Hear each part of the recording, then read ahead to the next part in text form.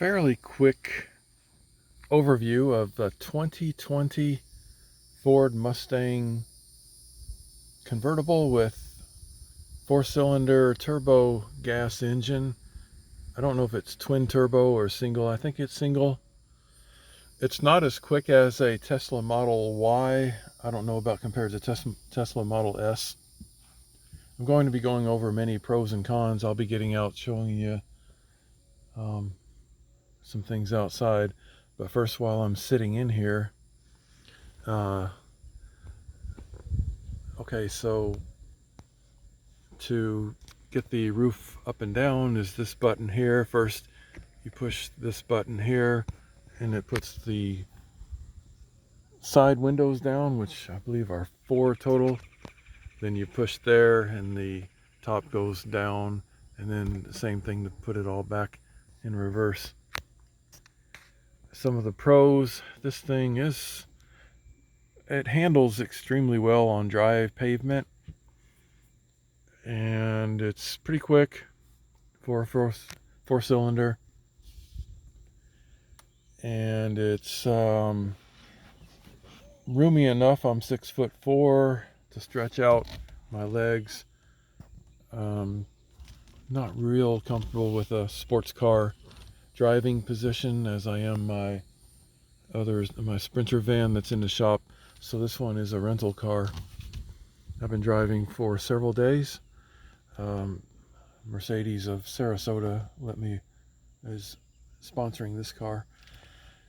So 2020, 55 years of the Mustang. This is quite different than the old Mustangs. It's a lot safer. It handles much better. It's faster.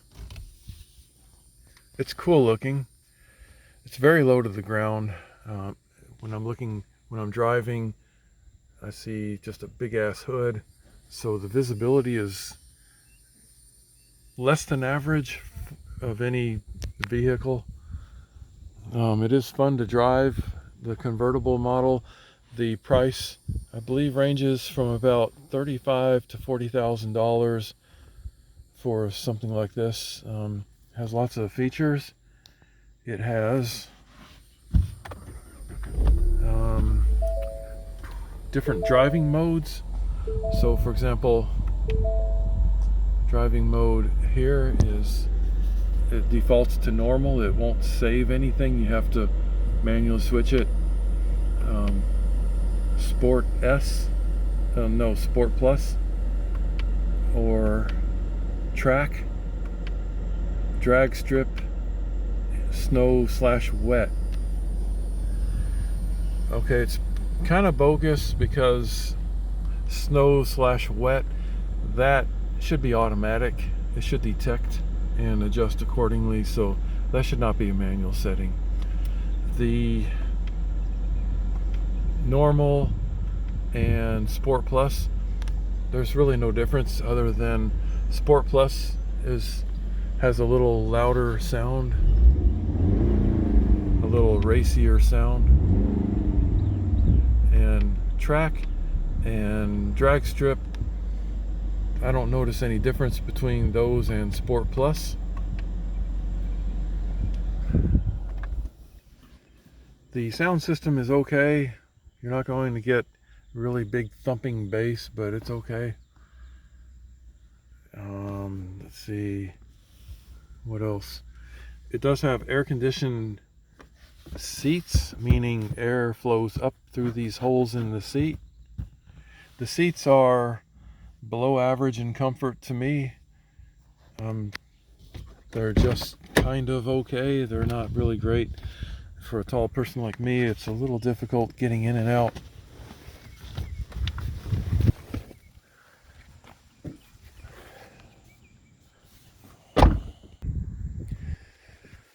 All right, what else? Lights on there. Okay, when you get out in somewhere around dusk and darker, there's a light under here that shines a Ford Mustang logo on the ground. It's just not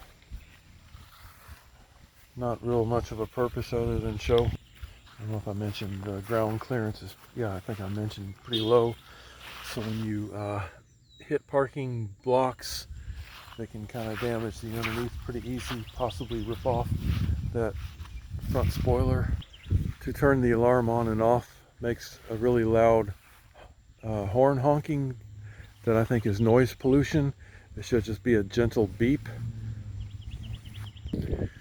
So yeah, it's pretty sharp looking. It's not really a practical car. I think it's a really good car to have fun with once in a while. I wouldn't care for this to be my everyday driver. It's just it's not comfortable, especially for a tall person. So it's good to just have a change of a type of, just have a convertible sports car. If you get the convertible version, which I recommend if you're going to get a sports car, because it just enhances the reason why you're getting such a car like that. It is fairly quiet, even in the race mode, sport plus mode. It's not a real loud car.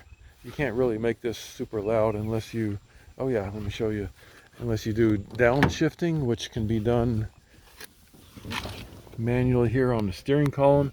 Sometimes I accidentally hit this button and downshift, and then you can upshift here.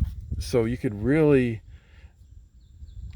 hot rod by playing around with the downshifting in particular, and that's going to put a lot of stress on the engine. So I don't recommend buying one of these used.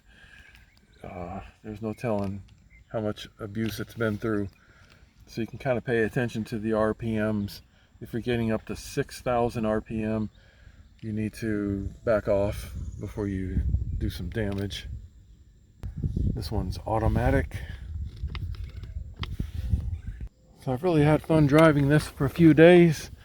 I'm going to miss it some, but I really would rather have my Sprinter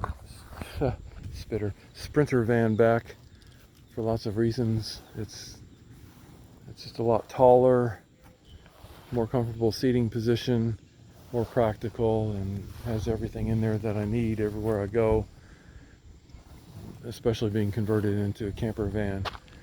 So this is quite different. The headlight options on it, I don't quite understand what that last one, what the difference is between that and that.